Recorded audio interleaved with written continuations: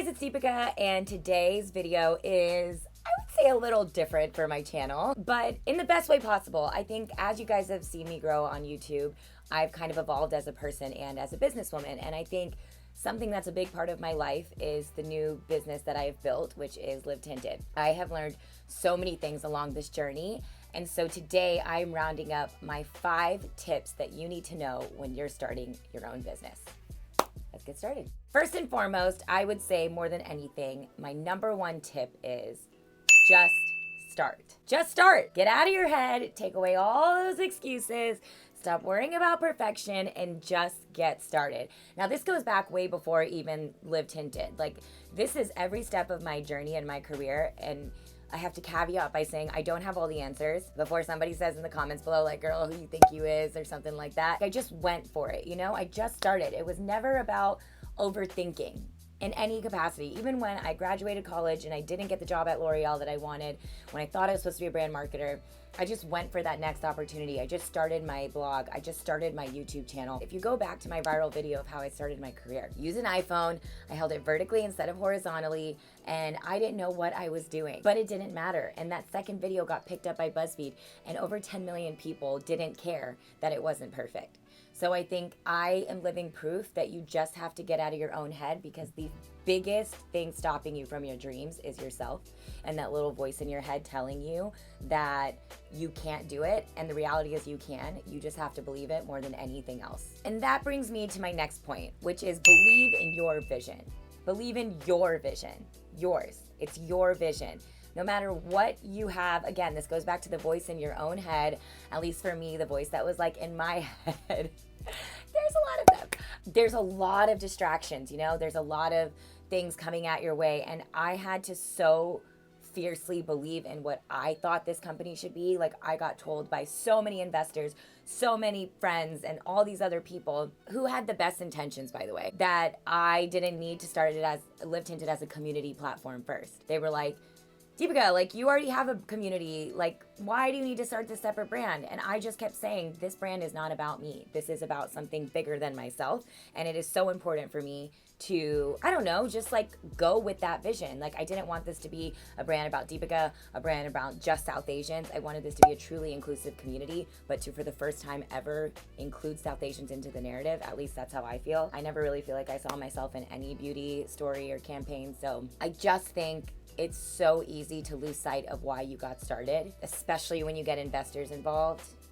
It gets real tricky. I know this sounds like very not tactical and more like high level, but I just would say you have to stick to why you started and your vision. And that brings me to my 3rd tip on how to start your own business. 0 distractions, blinders on. Do not get lost in the noise. In the world of social media, where there is a million things coming at us, a million companies starting every single day, it's so easy to get lost in the noise, and it is so easy to sort of just like, I found myself being like, to be honest, like kind of comparing myself to other people, their career paths, and why isn't mine moving as fast, and all these other things, like again, that voice.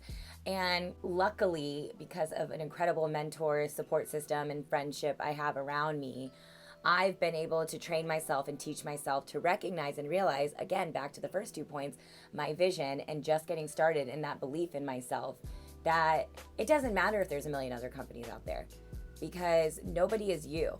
And that is your most powerful asset, you. I got told a million times the beauty industry is really saturated, Deepica. Like, how are you going to fit in? Investors told me this, friends told me this, mentors told me this. And I just didn't listen. Honestly, you know, that's the thing, is like, I take everyone's advice for a grain. And this is one of my mentors that I trust more than anything in the world told me this, and it was, take everyone's advice with a grain of salt, and recognize at the end of the day, no one's going to know the answer as much as you're going to know the answer, and your gut's going to know the answer. And so since then, I've been leading with that, and I've tuned out. When I first started this company, I would ask for 5,000 people's opinions.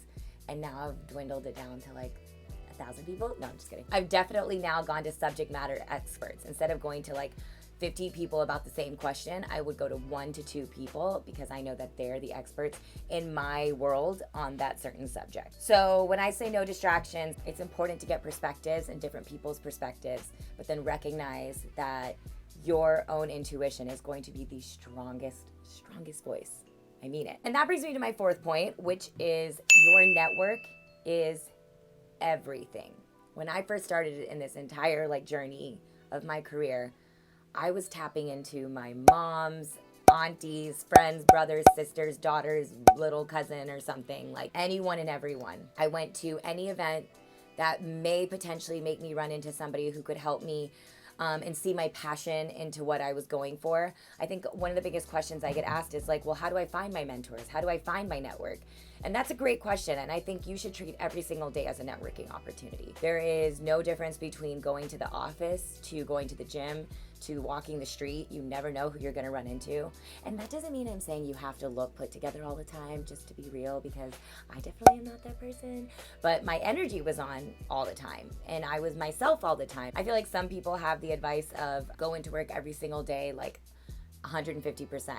I do agree with that, but I don't think that that's down to what you look like on the exterior.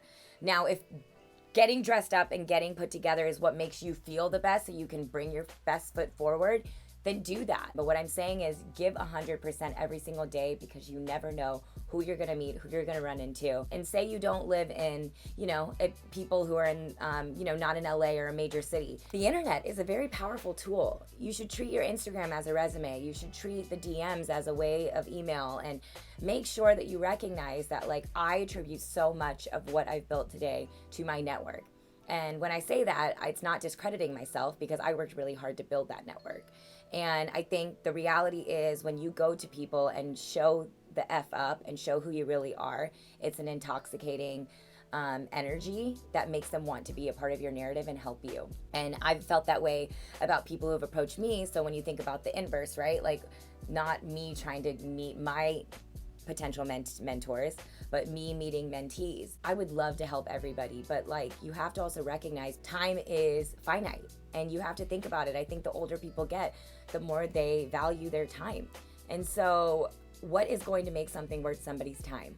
When you email somebody and you're going out there to make them a part of your network, think about what it is that you can offer that person. Think about what skill set you have that makes it worth that person's time to meet with you. If somebody emailed and said to me, I think that Live Tinted or Deepica would be amazing if they did XYZ for TikTok. I'd love to be your intern to do this, and actually presented a plan, I would be I need to meet with this girl. So many times I get emails from people who are just very, I'd love to work for you, or I'd love to grab coffee, period. No resume attached, no nothing. It's sent from the iPhone. I'm just saying to you, from my perspective, I would go into every email as an opportunity to change the rest of your life and make an effort. And my last tip is get a lawyer. And this is something, again, one of my mentors told me. I didn't see the value of it in the beginning, and she always said to me, Deepica, see the value in a lawyer. You're going to regret it if you don't. And it was an expense that I didn't want to have. When I quit my job to be an entrepreneur, I was my own agent, manager, lawyer, assistant, production person, director. I mean, the list just goes on and on.